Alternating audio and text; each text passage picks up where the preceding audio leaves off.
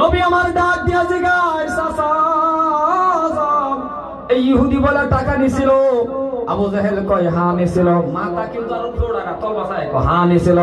আজকে দেওয়ার তারিখ, কয় হ্যাঁ দেওয়ার তারিখ। নবী আমার ডাক দিয়া কয়, চাচা যান, এই ইহুদির হাতে টাকা নাই, যদি আপনি পারেন 2-3টা দিনের সময় ইহুদিকে দিয়া দেন।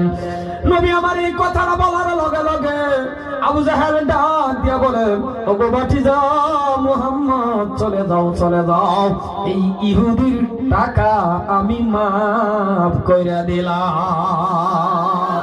নারায়ে তাকবীর। নবী গেলেন নবীর বাড়ি, ইহুদি গেলেন ইহুদির বাড়ি। ঘটনা একটা দেখছে কেডা? রাও করে না দেখছো? কেডা দেখছো?